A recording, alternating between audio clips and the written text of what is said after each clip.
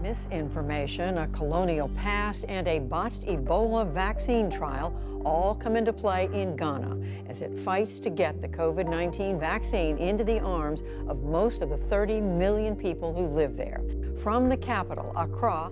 In the early part of the pandemic, 2021, there was a big discussion amongst policymakers globally about how to improve vaccine take-up. We were interested in a similar question: how would financial incentives affect vaccine take-up in a developing context? And the context actually was a little bit different because, of course, vaccine take-up was still quite low in Africa at the time, and policymakers were seriously trying to come to grips with how can we facilitate a much more rapid uptake of the vaccine in the African population. I think in this particular study, what we were trying to find out was whether or not taking the vaccine was related to actual constraints that people had, which was more economic constraint, because the poor are making very small but very important economic decisions, whether or not trade-offs, basically. Do I stay home, try to wait for a vaccination team to come to me and I lose income, or I just go to my job where if I'm in the farm, I will have no connection with anybody anyways. So the Ghana study, we basically decided that we would like to look initially at the rural context, which was a context in which vaccine uptake was particularly challenging. And we identified 6 districts in rural Ghana as the target districts for the random control trial.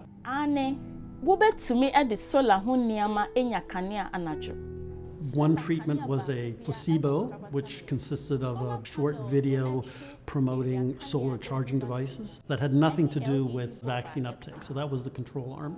The second arm was a standard health message COVID-19 vaccine promoting the health benefits of a COVID-19 vaccine.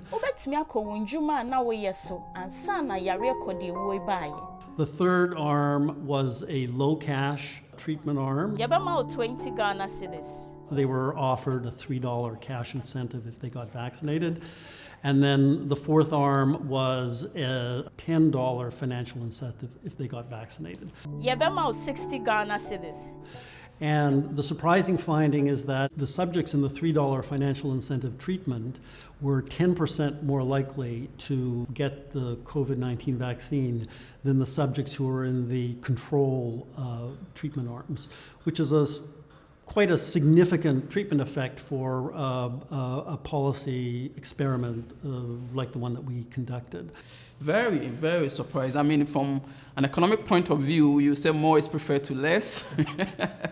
So people do more, but I mean, it's something that we as researchers have to understand, that people also care about their own well-being. It turns out that the $10 treatment effect for subjects was no different than the treatment effect that we observed for the subjects in the control video treatments. If you begin to pay people too much, then they begin to worry about the other reasons for which they're pushing the vaccine. So a little bit works more than too much, I mean.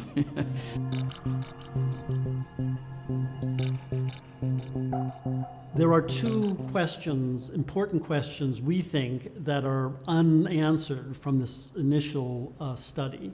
One of them is, could we reduce the incentive from $3 to $1? A second unanswered question concerns spillover or contagion.